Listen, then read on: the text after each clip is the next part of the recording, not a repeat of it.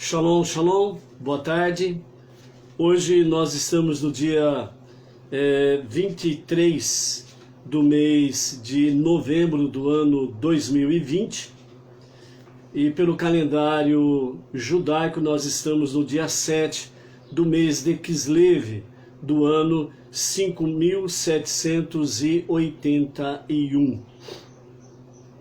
Hoje nós estamos na nossa segunda aliá, a segunda chamada à leitura da Torá. Estamos juntos, pela graça bendita de Hashem, em A Tarde com a Torá. Momentos em que nós separamos durante o dia para podermos falar sobre a Torá, lermos a Torá escrita com comentários de Rashi e também tirando ensinamentos da nossa aliá, da nossa chamada diária à leitura da Torá, para que nós possamos aí estarmos fazendo com que não haja espaço para que a escuridão possa vir nos esconder, nos acobertar, ou fazer com que se crie uma cortina obscura para que a luz não passe. Por isso, a leitura diária das porções da Torá, através da aliá, que são as leituras diárias da Torá, faz com que realmente a escuridão não venha prevalecer ao nosso redor, sobre nós, muito pelo contrário. Com a leitura diária da Torá, ao lermos, ao ouvirmos e ao separarmos alguns momentos durante o dia para fazermos o estudo da Torá, a luz da presença da Torá, a Shekhinah, a presença divina, faz com que a escuridão seja dissipada. Então nós prevalecemos contra a escuridão. E é por isso que nós vimos na nossa conversa de ontem, na nossa aliá de ontem, sobre a questão do prato de lentilhas. Esav, trocou o direito da sua primogenitura, que é algo espiritual e eterno. Ele trocou a eternidade por algo finito, material e passageiro. E aí nós lançamos a pergunta ontem, qual é o teu prato de lentilha que você está trocando no seu dia a dia? Quando nós rompemos barreiras, obstáculos, as dificuldades, adversidades e tiramos um período do dia para fazermos a leitura da Torá, ouvir a leitura da Torá e estudar a aliá do dia, a leitura do dia, isso daí faz com que nós estejamos confirmando diante do Eterno e diante de todo principado, que nós resolvemos escolher a luz da Torá para andarmos e estarmos sempre na companhia de Hashem para prosseguirmos a nossa jornada. Então, por isso, realmente, rompe os limites. Esse é o tema da nossa gota de sabedoria do nosso Rebbe Menachem Mendel para o início da nossa A Tarde com a Torá. Então o nosso Rebbe diz assim sobre rompendo limites. Tudo que é dado ao homem vem num pacote finito. Até mesmo as tábuas que Moisés trouxe do Monte Sinai eram definidas e limitadas. Assim, quando viu Moisés lamentando as tábuas quebradas, Deus disse: seus poderes foram concentrados quando você partiu as tábuas, pois agora você receberá uma Torá que poderá tornar mais vasta que o mar. Quando o homem fracassa, ele destrói os tesouros que Deus lhe confiou. Mas então ele chora e recolhe os fragmentos para restaurar o que arruinou. É neste momento que ele descobre o próprio Deus, que estava oculto em seu interior, ele descobre então o infinito. Qual é o significado desta gota de sabedoria que o Rebbe traz para nós? Primeiramente, quando nós nascemos neste mundo, nós recebemos um pacote divino. E esse pacote ele é finito. Ele é limitado. E à medida que nós vamos crescendo, vamos desenvolvendo a nossa vida no dia a dia, aí acontece exatamente o quê? Nós quebramos esse pacote, esses bens que nós recebemos do Eterno, né? Esses tesouros nós quebramos. E eles são quebrados automaticamente, eles se multiplicam em pedaços por aí afora. Então aí o Rebbe diz, quando isso acontece, o homem fracassa. Por quê? Porque o Eterno te confiou alguma coisa para que você pudesse fazer um bom proveito disso. Mas você quebrou, nós quebramos. E dessa forma então nós fracassamos, pois nós destruímos os tesouros que Deus nos confiou. Mas então, né, nós lamentamos, nós choramos. Por que que nós lamentamos e nós choramos? Porque realmente esse tesouro ou esses tesouros que Deus nos confiou, nós simplesmente destruímos. Nós multiplicamos em pedaços no sentido negativo, né? Isso significa que nós simplesmente nos tornamos desobedientes aos mandamentos do Eterno. Então, quando nós reconhecemos isto e nós olhamos que realmente todas essas coisas foram fragmentadas, então agora é o momento do quê? É o momento de restaurar o que se arruinou. Aqui, o Rebbe ele dá um exemplo de Moshe, que é algo que nós vamos ver mais para frente. Quando ele recebeu do Eterno no Monte Sinai as 2 tábuas, que ficou conhecido como os 10 mandamentos. E Moisés quebrou aquelas tábuas, lembram disso? Então Moisés quebrou aquele grande tesouro, aquele maravilhoso tesouro, Moisés quebrou. E ele ficou fragmentado. É a mesma coisa que Deus confiou a cada um de nós. Ele nos confiou esse tesouro, né? Os 10 mandamentos, onde estão implícitos nos 10 mandamentos, os 613 mandamentos para os judeus, mas as 7 leis para os não-judeus. Por isso que no hebraico os 10 mandamentos eles foram escritos em 620 letras. 613 mandamentos para judeus, 7 mandamentos para os não-judeus. Então, este tesouro nós quebramos. E agora nós estamos num caminho de restauração deste tesouro. Por isso, ao abraçarmos a fé monoteísta e ombro a ombro com os judeus, servindo a Deus num serviço de coração, num serviço de amor, então nós estamos agora recolhendo esses fragmentos para que nós possamos restaurar as tábuas das 10 palavras, os 10 ditos, os 10 mandamentos.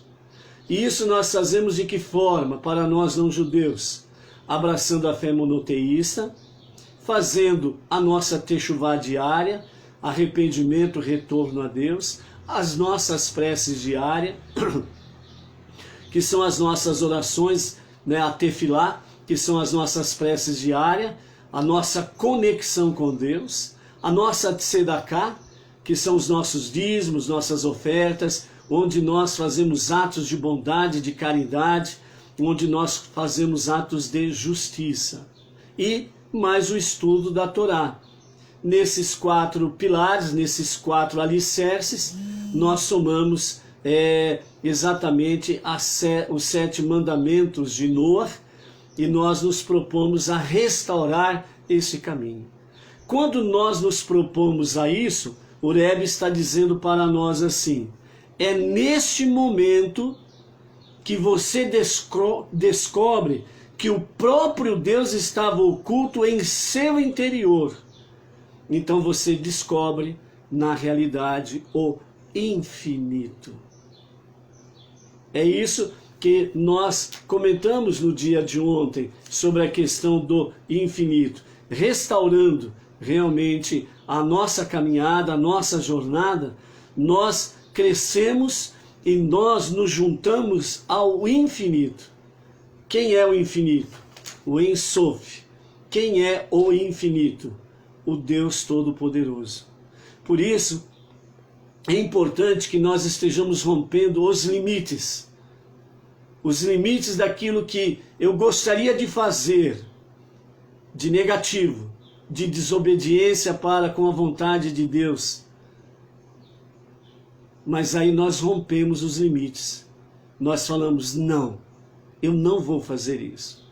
Como diz, né, os ensinamentos dos nossos pais em Pirkei Avot, quem é forte?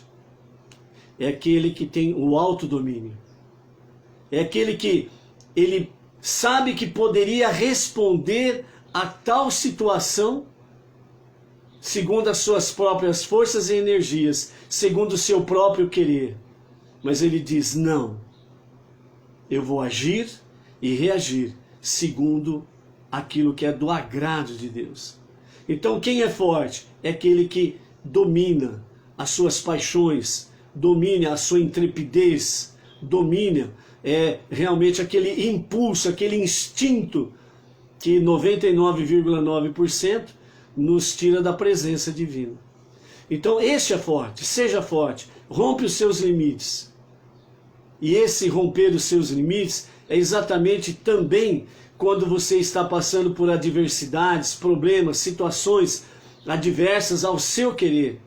Aliás, todos querem bênçãos, todos querem shalom, todos querem realmente, de uma certa forma, sombra e água fresca. Mas aí vem as adversidades, vem problemas, doenças, enfermidades, vem situações em que realmente você sente aquela vontade, como diz no nosso linguajar aí, sente aquela vontade de chutar o balde e jogar e mandar tudo às favas. É nesse momento que você precisa ser forte, porque é nesse momento que você vai romper os seus limites. Você acha que o teu limite está aí. Ah, não aguento mais, não suporto mais. Mas se Deus permitiu que isso esteja presente na tua vida, é porque Ele sabe do que você é capaz. Você que ainda não descobriu do que você é capaz. Então, por isso, nesse momento, o nosso Rebbe, Menachem Mendel, ele diz, rompa os limites. Quando você diz, não vou conseguir, então dê um passo a mais e você verá que consegue. Quando você diz, não vou suportar, aguente mais alguns minutos, que aí você vai romper os seus limites e você vai descobrir que você pode, porque você não está sozinho.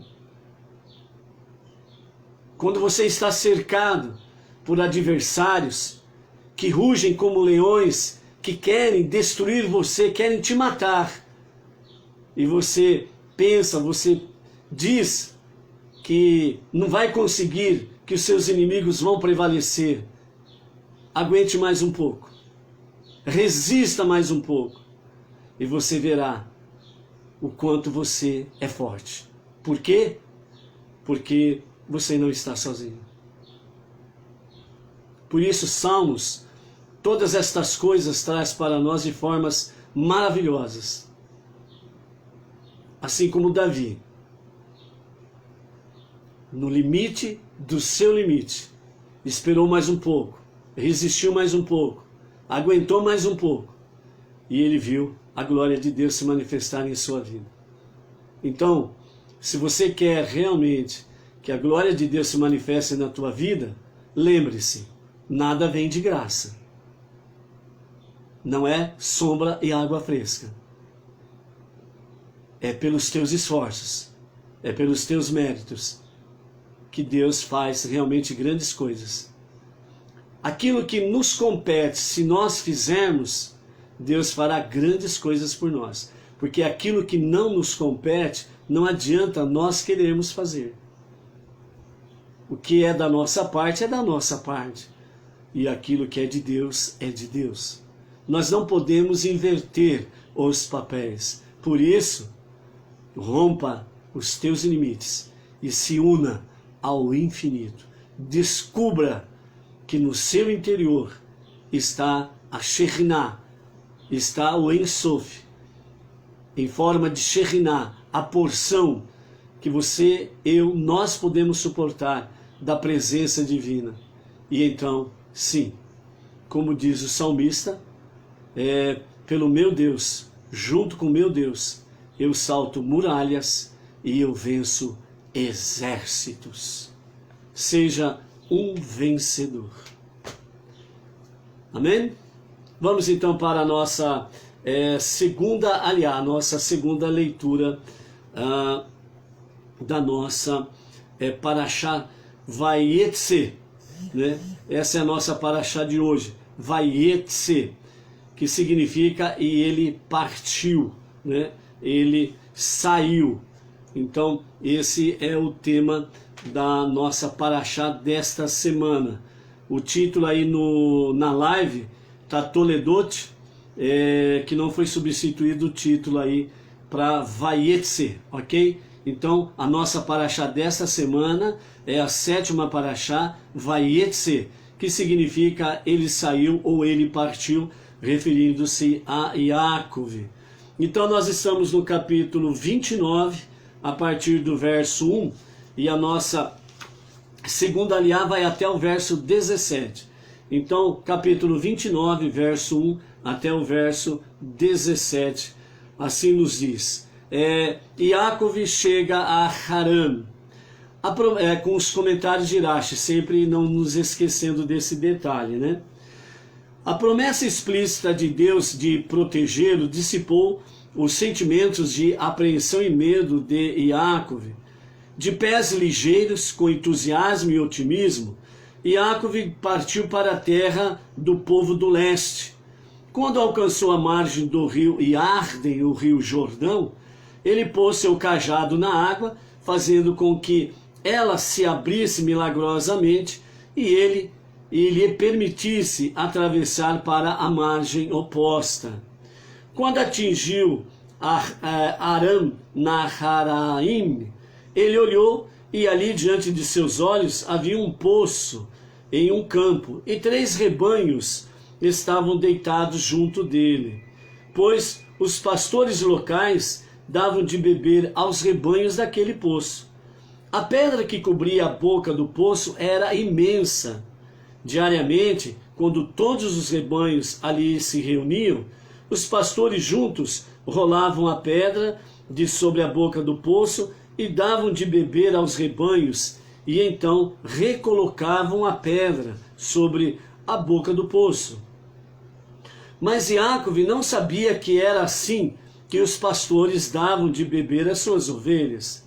Yaakov perguntou-lhes: meus irmãos, de onde sois? E eles responderam: somos de Harã. E ele perguntou-lhes: conheceis Lavã, filho de Nahor? E eles responderam: nós o conhecemos.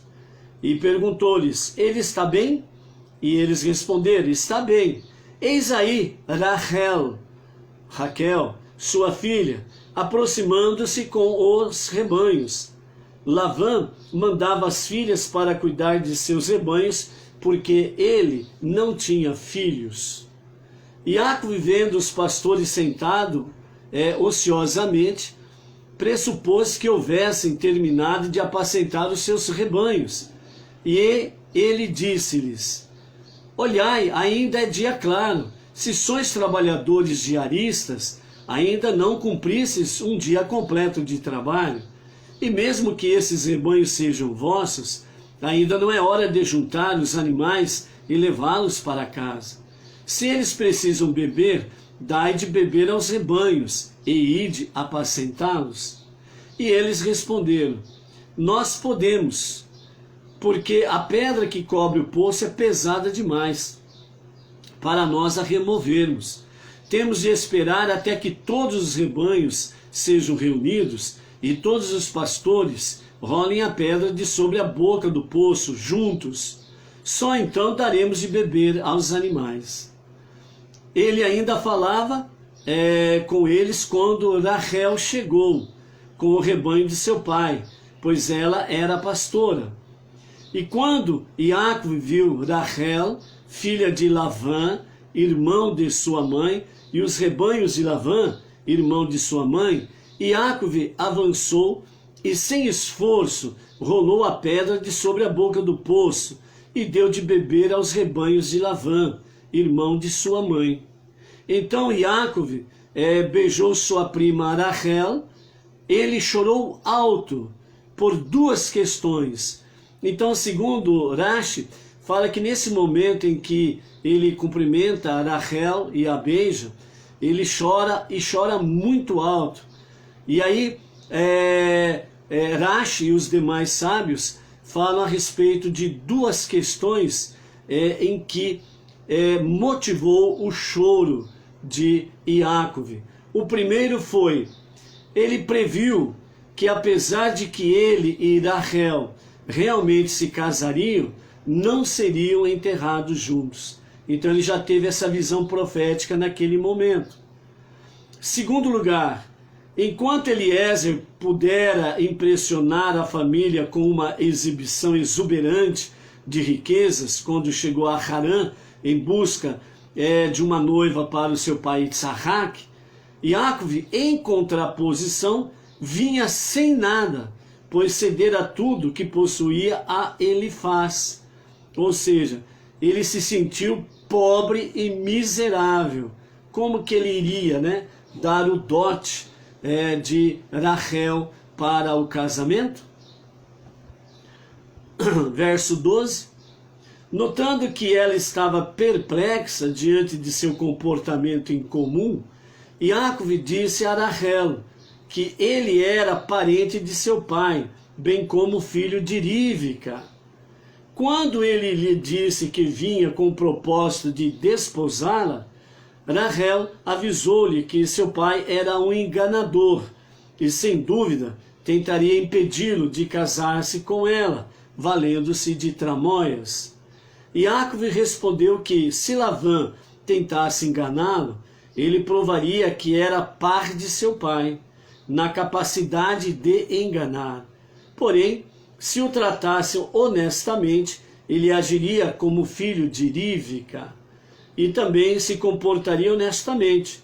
Como a mãe de Rachel já não era viva, ela correu e contou ao seu pai a chegada de Iacove. Quando Lavã escutou a notícia da chegada de Iacove, filho de sua irmã, ele correu para saudá-lo. Não porque tivesse algum amor a Iacove, e sim porque se lembrou de como Eliezer viera anos antes carregado de riquezas. Ao ver que Iacove chegara de mãos vazias, ele o abraçou, ou seja, ele o abraçou apalpando seus bolsos à procura de ouro. Percebendo que não havia nenhum, ele então o beijou, tentando averiguar se por acaso ele trazia pérolas em sua boca. Mesmo depois de verificar que ele também não tinha pérolas, Lavã levou-o para casa e Iacove relatou a Lavã todos esses eventos. Como ele fora forçado a fugir do irmão e a abdicar de toda a sua riqueza no caminho.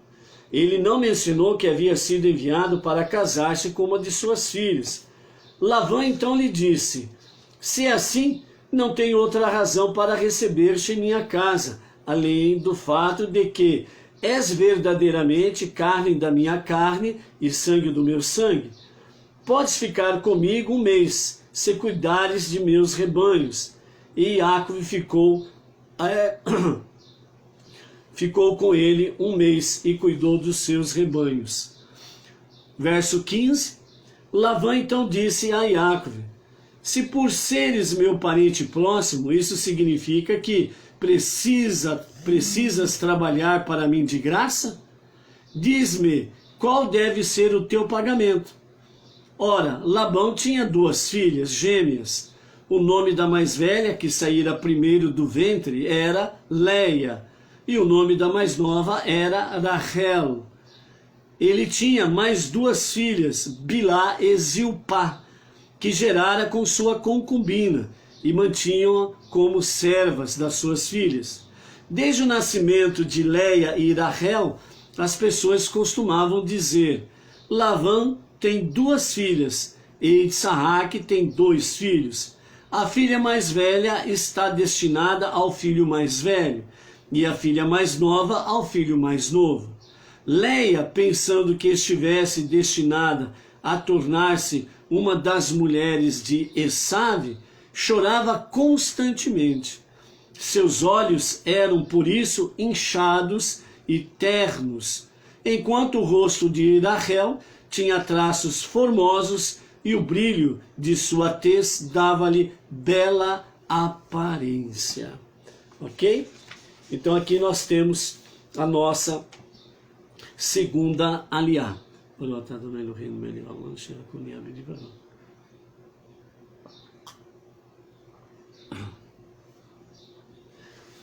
Então nós vemos aqui Yaakov, né, depois de 14 anos que permaneceu na escola de Shem e Ever, a Yeshivá daqueles dias.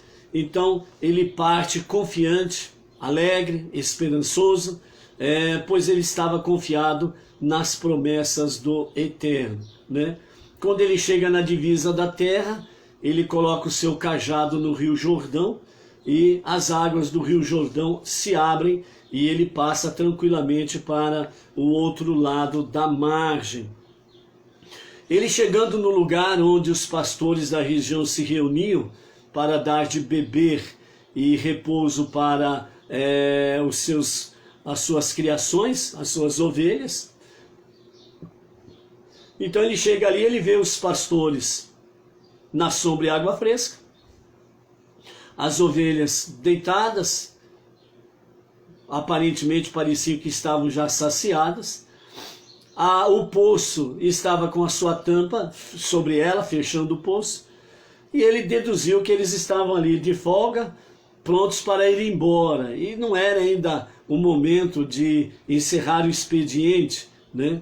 Então ele fala, né, para os pastores: deem de beber às ovelhas e tem que voltar a trabalhar. E os pastores dizem para ele: a pedra é muito pesada da tampa do poço, nós temos que esperar todos os pastores, todos os rebanhos chegarem, e em seguida todos juntos nós vamos e movemos a pedra, e aí nós damos de beber ao gado. E aí ele faz a pergunta, né, do seu parentesco, do parente dele, né, de Lavã, e eles dizem que conhecem. Logo em seguida diz, né, Raquel vem vindo aí com seus rebanhos. Como Lavã não tinha filhos, ou seja, não tinha filhos homens, literalmente falando, certo? Então ele colocou Rachel como pastora dos rebanhos para cuidar deles. E quando ele então vê, né, a Rachel chegando com os rebanhos de Lavã, então de forma instinta, né, ele rapidamente vai, remove a pedra do poço e começa a dar de beber para o gado de Lavã, o seu tio. Dessa forma, né, tanto os pastores como Rachel, olhando, né, a atitude de Yaakov, ele sozinho removendo a pedra, né, sendo que vários pastores se reuniam para remover a pedra, e ele, sem esforço algum, removeu a tampa do poço, aquela pedra que cobria o poço.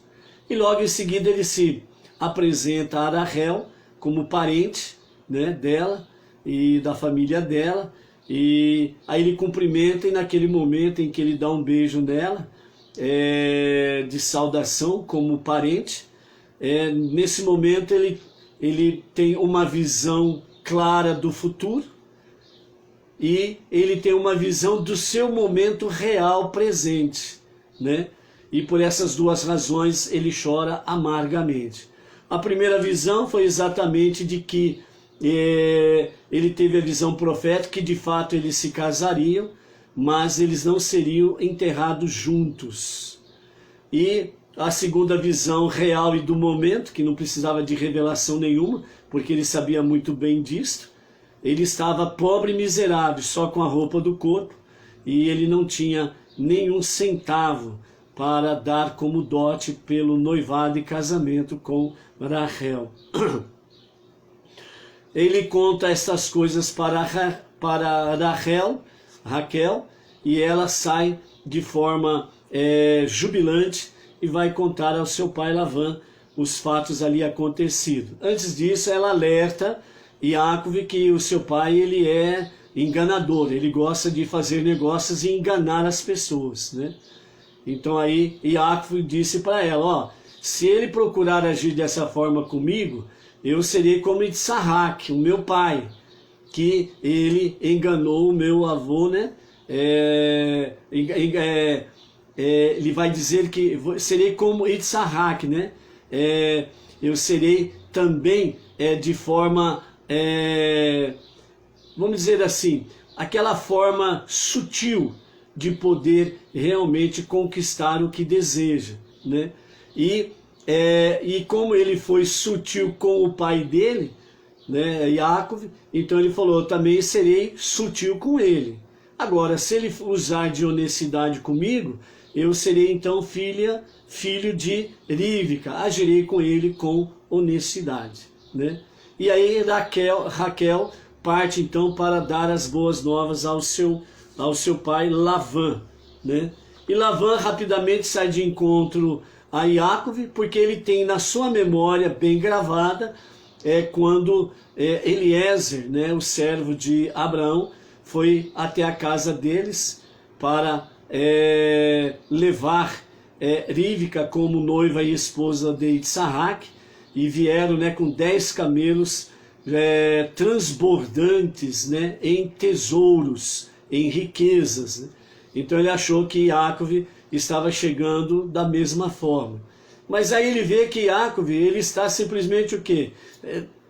Cadê os teus servos? Cadê os teus camelos? Não viu nada. Acho que Yaakov está me enganando. Então ele abraça Yaakov, parecendo uma saudação, né, de amor efetivo, né, afetivo, mas na realidade não. Ele abraça Yaakov e procura nos bolsos dele se tem algum tesouro escondido, né, moedas de ouro, por exemplo. E aí ele percebe que não, então ele vai e beija Yaakov para ver se ele estava escondendo dentro da boca pérolas. Também ele viu que não havia pérolas. Dessa forma ele recolhe então Yaakov à sua casa, né? Bom, você é sangue do meu sangue, carne da minha carne, eu tenho por obrigação ser hospitaleiro e recolher na minha casa o filho, né, de minha irmã, né? E aí então nós temos aí o relato de Yaakov para com Lavã, mas ele não conta que foi ali para casar com Raquel, né? Então ele omite isso a princípio. E Lavã fala para ele, fica comigo aqui por um mês e vai cuidar do meu rebanho. E Yaakov vai. A Torá registra para nós, com os comentários de Irash, que Lavã tinha duas filhas que eram gêmeas. A que nasceu primeiro foi Leia, e era mais velha, portanto, e em seguida nasceu Raquel.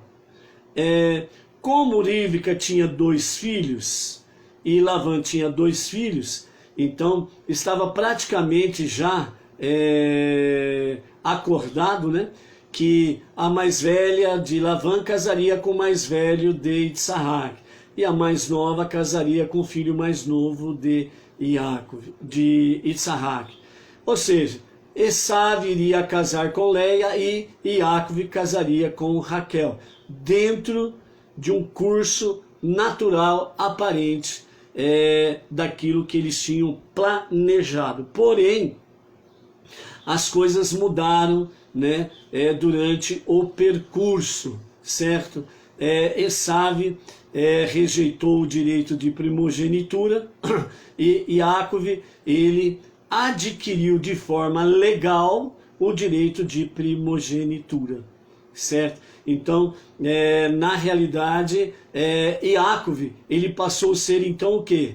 O primogênito, o mais velho da família, porque ele conquistou esse direito, certo? Mas até aí, o que acontece? Leia, ela sabia que ela estava prometida a Esaú, e Raquel sabia que estava prometida a Iácov, certo? Leia, por sua vez, sabia muito bem quem era Esaú, porque a fama de Esaú percorreu todo lugar dali de Beersheba até Harã. Por causa do quê? Dos mercadores que iam e vinham. Então, Leia, a sua família, sabiam que Esaú era um perverso. E Leia chorava todo dia, porque ela não queria casar com Esaú. E ela chorava todo dia e pedia para o Eterno, né, para que livrasse ela daquele casamento. Então, por isso que até aqui o texto diz que Leia, ela tinha os seus olhos eram inchados e ternos, né? Então era por esse motivo. Agora, nos próximos dias, em cada aliá, nós estaremos aí, sem sombra de dúvidas, trazendo ao decorrer dessa história toda aí, ok? Para nós pensarmos mais um pouco sobre até aqui as duas leituras diárias sobre Iácov, né, e Esaú,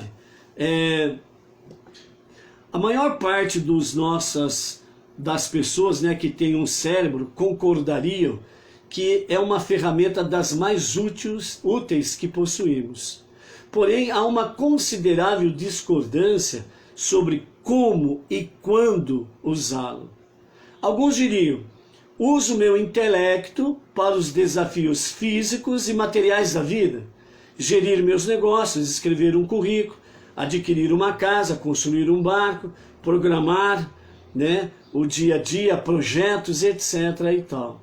São esses os tipos de coisas que as pessoas, para as quais a razão e a lógica servirão como guias confiáveis.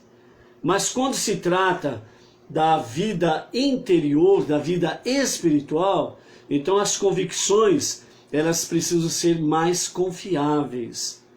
Mas quando se trata de minha vida interior, quando se trata realmente da minha vida espiritual, então as minhas convicções, elas têm que ser confiáveis. Eu não posso titubear, eu não posso ficar numa corda bamba.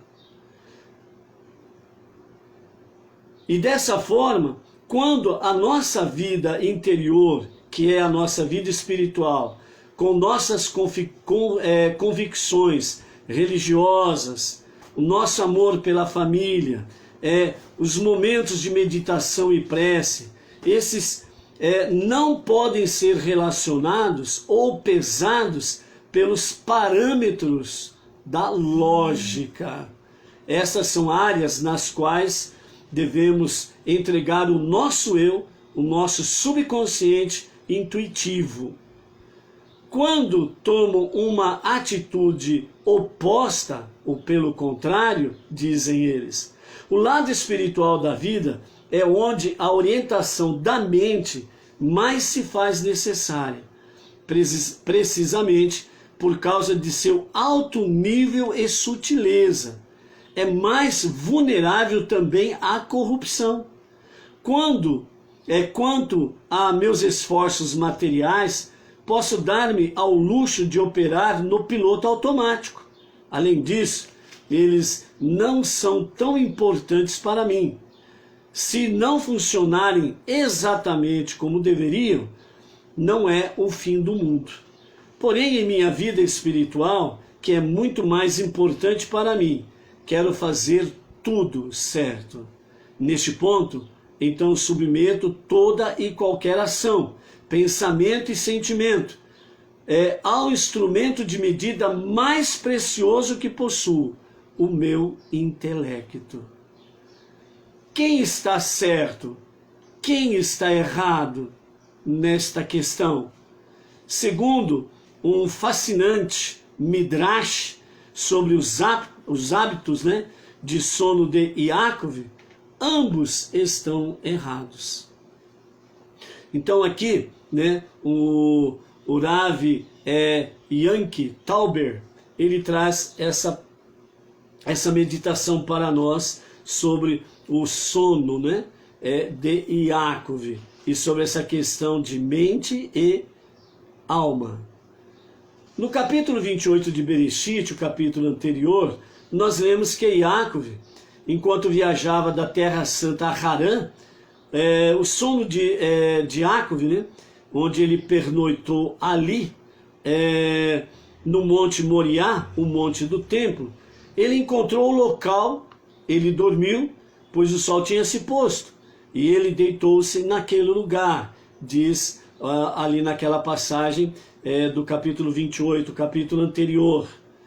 Como repetem enfaticamente nossos sábios, a Torá não contém uma única palavra ou letra extra.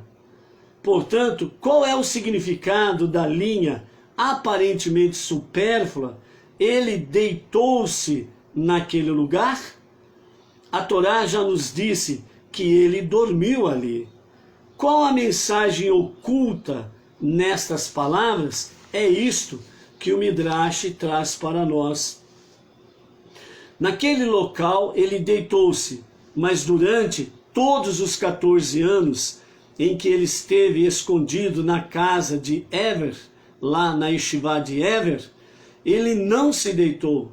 Naquele lugar ele deitou-se, mas por 20 anos, ele que esteve na casa de Lavão, ele não se deitou. Ou seja, essa passagem do Midrash traz para nós que enquanto Yaakov esteve na Yeshivá de Shem e Eber, ele não deitou, ele não se deitou. E depois, quando ele ficou 20 anos na casa de Lavã, também diz o Midrash, ele não se deitou. Aquela noite, a noite que Yaakov passou no local mais sagrado da terra, foi cercado pelos períodos mais intensamente espirituais e mais intensamente materiais de sua vida. Por 14 anos, antes daquela noite, Yaakov foi encerrado à casa de seu mestre Ever, devotando cada momento seu à busca da sabedoria divina. Só para darmos uma recordada aí, né? Ever era tetraneto de Noar. Então, Ever era tetraneto de Noar. Então, Yaakov foi encerrado na casa de seu mestre Ever, devotando cada momento seu à busca da sabedoria divina. E durante 20 anos, a partir daquela noite em que ele se deitou e foi em seguida para a casa de Lavã, né? Yaakov trabalhou para seu conspirador, o seu tio Lavã, pastoreando as ovelhas e amealhando sua própria fortuna. Segundo seu próprio testemunho, sua devoção à tarefa era tão absoluta que o sono fugia de meus olhos. Está lá no capítulo 31, verso 40, que vamos ver logo mais. Mas durante aquela única noite em que se interpôs entre os dois períodos, o antes e o depois do deitou-se e dormiu, né, que ele teve a visão da escada, né, que ia até o topo do céu. Então Yaakov deitou-se. Uma pessoa deitada, por que isto? Então vamos entender essa expressão, deitou-se. E depois desse dia em que você aprender sobre deitou-se, o seu deitar não será mais o mesmo. Tenho certeza. Uma pessoa deitada posiciona sua cabeça e o resto do corpo no mesmo nível. No mesmo nível. Ao fazê-lo, desiste da vantagem mais importante que o ser humano tem sobre os animais. O fato de que, no ser humano, a cabeça está posicionada acima do corpo. Porque, como nos ensinam os mestres racídicos, a estatura vertical do homem é muito mais que um aspecto de sua anatomia física. Ao contrário, reflete uma verdade mais profunda, que no ser humano a mente governa o coração, a cabeça domina o físico.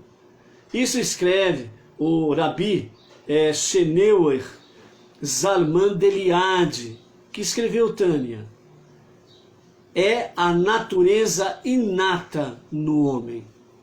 Uma pessoa que se permite ser governada por suas emoções ou instintos é alguém que renunciou ao aspecto mais importante de sua humanidade, a prioridade mais importante do homem sobre o animal. Quando você se deixa dominar pelas suas emoções, pelos seus instintos, você age como um animal. Porque é disso que a sua alma animal gosta. Você se deixar dominar pelas emoções e pelos instintos. Aí você pode dizer assim, mas espera aí, eu tenho bons instintos, eu tenho boas emoções. Então te pergunto, você mantém isto 100% todo dia, todos os dias, todas as semanas, todos os meses, todos os anos? Se você responder que sim, então você não é mais cidadão deste mundo. A semelhança de Moisés, a semelhança, vamos lá mais para trás ainda, né? Enoque, né? A semelhança de Moisés, do profeta Elias, por exemplo, né? Então você não é mais cidadão daqui, você tem que ir embora. O que você está fazendo aqui ainda? Entendeu a colocação? Então por isso, quando se fala todo aquele que é dominado pelas emoções ou instintos, é a sua alma animal que ele está alimentando. E a alma animal governando, você simplesmente perde a característica mais importante do ser humano, que é a mente, o raciocínio, a razão, a alma divina dominando todas as coisas. Então por isso, né, não perca o aspecto mais importante da sua vida. Alimente a alma divina. E então, a cabeça domina o físico, a mente, onde reside a nossa alma divina, que precisa ser fortalecida para prevalecer sobre a alma animal, ela domina os nossos corações e os nossos instintos. Significa que domina as nossas emoções e os nossos instintos, que é aquele negócio de você fazer inesperadamente alguma coisa que não é legal fazer. Então é isso que significa, porque nós não temos 100% de domínio sobre emoções e instintos. Por isso a nossa vida diária é sempre importante estarmos fazendo aquilo que é agradável a Deus. Então, dessa forma, o nosso Rebbe, ele afirma que é mais profundo o significado da declaração do Midrash de que Yaakov não se deitou durante os seus 14 anos antes e depois os seus 20 anos posteriores na casa de Lavã, mas que nesse momento, né, ele deitou-se Aqui nós vamos entrar naquilo que é sagrado, naquilo que é elevado. Agora nós vamos sair daquilo que é físico, instinto e emoções. Certo? Iacov está nos dizendo que a lei, a mente governa o coração. Aplica-se em todas as áreas da vida, do esforço mais espiritual até a ocupação mais material. Todas as áreas da vida, ou seja, exceto quando você está no Monte Moriá, porque existe também uma verdade mais elevada. Uma verdade que transcende a fisicalidade e a espiritualidade. Uma verdade que ultrapassa tanto o intelecto quanto o instinto. Deus não é espiritual e nem físico. Ele criou os dois reinos e está igualmente presente em ambos. Ele nos forneceu avenidas de conexão com sua verdade mais elevada em ambos os reinos. A prece, por exemplo, é uma trilha espiritual de conexão com Deus, ao passo que fazer caridade é um caminho físico. E ele nos fornece um guia, nossa mente racional, com a qual navegar em ambas as áreas da vida. Porém, nós também precisamos estar conectados à divina verdade, que transcende o espírito e a matéria. Na verdade, é apenas por causa desta conexão que podemos habitar dois mundos tão diversos e até mesmo incorporá-los à nossa vida, o reino físico e o reino espiritual. Eis porque Iacov teve de passar aquela noite no Monte Moriá, o local do templo sagrado, o lugar da mais profunda revelação de Deus ao homem e o supremo comprometimento do homem em seu serviço a Deus. O local onde a verdade divina elementar é manifesta. Somente um encontro com Deus no Monte Moriá pode ligar nossos anos a Yeshiva de Ever e os nossos anos na casa de Lavã. Somente um encontro no Monte Moriá pode juntar nossos esforços espirituais e nossas buscas materiais na mesma vida, fazendo-os conviver harmoniosamente, um com o outro, e até mesmo alimentar e nutrir um ao outro, e impor os mesmos padrões de integridade a ambos. Não é porque você busca a sua prosperidade material e financeira, ou financeira e material, que significa que você está em pecado, está em trevas e por aí afora vai. Não. Você precisa compreender cada vez mais o quanto é importante para que nós estejamos antes e depois, mas que estejamos no Monte Sinai, aliás, no Monte Moriá, o monte do templo, para que nós possamos equilíbrio, lembra a questão de equilíbrio? Equilíbrio, onde nós podemos trazer harmonia e equilíbrio entre o mundo espiritual e o mundo físico, material aqui embaixo, trazendo o divino para baixo, elevando o mundo inferior, o seu materialismo, o seu físico, elevando para que haja uma conexão com o divino. E nessa harmonia você pode prosseguir com as bênçãos de Deus em todos os momentos da sua vida. Então você passa a habitar dois reinos ao mesmo tempo, o reino espiritual e o reino físico. Mas no Monte Moriá não há regras ou instrumentos. Você não pode entender ou aprender, não pode racionalizar ou vivenciar, pode apenas fazer uma única coisa no Monte Moriá. No Monte Moriá, ali não tem regras ou instrumentos. Ali você não encontra a questão de entender e aprender. No Monte Moriá, você não pode nem racionalizar ou vivenciar. Você só pode fazer uma coisa: deitar-se, que significa você colocar a sua cabeça no mesmo nível do corpo. Isso significa simplesmente render-se, render-se, render-se. Ou seja, naquele momento, Iacov,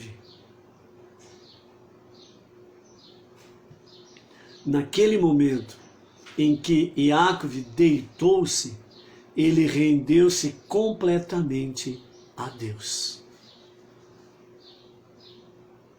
O Monte Moriá, para nós, é aquele momento em que você busca o Eterno com a sinceridade do teu coração e da tua mente. Coloca os dois em equilíbrio, em harmonia. Não pelas emoções, não por sentimentos, não pela razão, mas unicamente, não há outro Deus, não há outro Salvador. Você precisa apenas render-se a Ele. Lembra a resposta de Abraão quando Deus o chamou? Ele disse: estou aqui. Aqui estou. Que significava naquele momento para Abraão?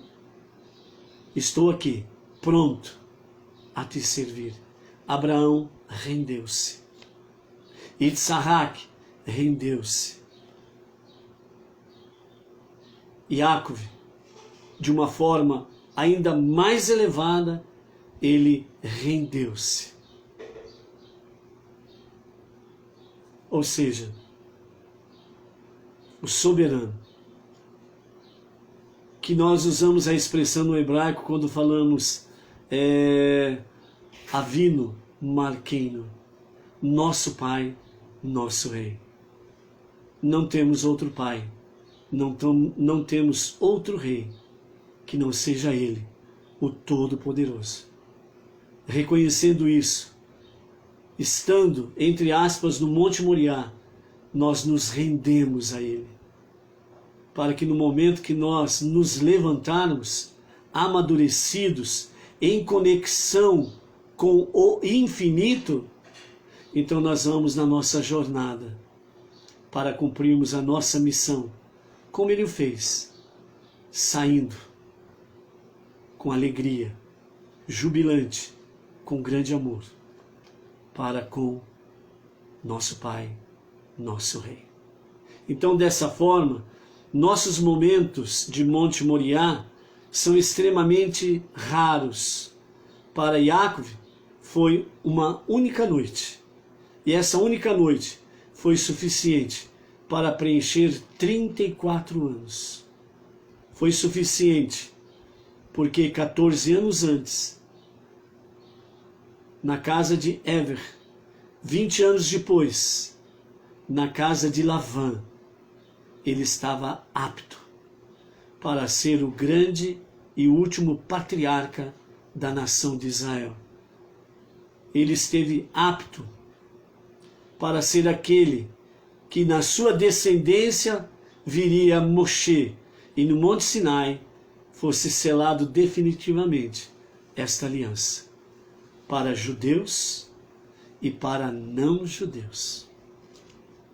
E por isso estamos aqui hoje, judeus e não judeus, servindo ao único Deus. Que nós possamos cada vez mais estarmos aí, realmente, no Monte Moriá, entre aspas, para estarmos cada vez mais sendo transformado por aquele que tudo pode, o único Criador dos céus e da terra. Por isso, o que é importante não é quantas vezes eles vêm, ou quanto tempo perduram aquela noite, mas sua influência deve permanecer tudo aquilo que fazemos. Ou seja, quantas vezes nós iremos ao Monte Moriá? Nós não sabemos. Mas o render-se a Deus é importante em cada momento do nosso viver. Então, por isso, siga a direção divina. Continue lendo, ouvindo, estudando a Torá. Continue fazendo techuvá, fazendo tefilá, fazendo de tzedaká e estudando a Torá junto com as 7 leis universais. O Monte Moriá para você será sempre algo majestoso e glorioso. Com a graça bendita de Hashem, amanhã, não esqueça, todos os dias, às 14 horas, nós temos um encontro em A Tarde com a Torá. Shalom, shalom.